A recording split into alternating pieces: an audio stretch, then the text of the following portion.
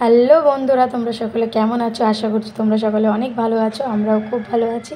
তো শুরু করছি আরও একটা ভিডিও।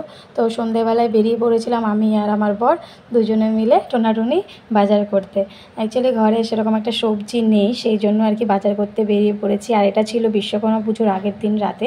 তো দেখো আজকে কিন্তু বাজারে অনেক ভিড়, আর ফল টলের ভীষণ দাম। আপেল হচ্ছে 500 টাকা কেজি, 500, 450, এর নিচে কিন্তু আপেল নেই। বাতাবি লেবু 150, 200 টাকা পিস, মানে সব মানে আকাশ ছোঁয়া দাম। এমনিতে তো আন্দামানে আকাশ ছোঁয়া দাম থাকেই, তারপরে যেহেতু পুজোর সময় কিন্তু প্রচুর দাম। আর এই যে বিশ্বকর্মা পুজোটা কিন্তু এখানের কারখানা টারখানা সব জায়গাতেই হয়, মানে তেলেগু তামিল সবাই আর কি করে। প্রত্যেকেরই মানে ওদের বাড়িতে হয় না, এমনি কোনো কারখানা বা কোনো দোকান ফোকান এইসবে কিন্তু হয়। তো এই জন্য কিন্তু এখানে সবাই যেহেতু এই পুজোটা করে, আর বাঙালিরা তো করেই, তো সেই জন্য কিন্তু প্রচণ্ড ভিড় হয়েছে।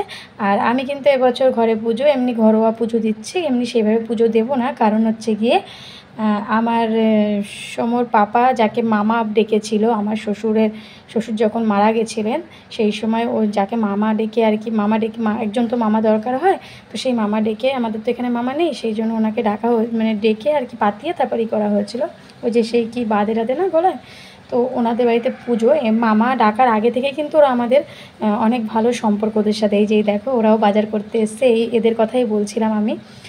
তো এই যে হচ্ছে মামি, এটা হচ্ছে মামির মেয়ে। তো যাই হোক, ওদের সাথে খুবই ভালো সম্পর্ক। তো ওরা বলেছিল যে ওইখানে আর কি যেতে, সেই জন্য আর কি আমি ঘরে পূজাটা করলাম। আর আলুর কীরকম দাম জানো বন্ধুরা?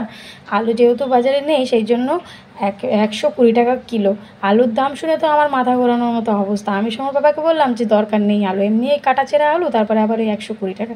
তারপর দেখো এদিকে চলে আসলাম ফ্যানটা নিয়ে বাড়িতে, বাপের বাড়িতে। তো আজকের ভিডিওটা কেমন লাগলো?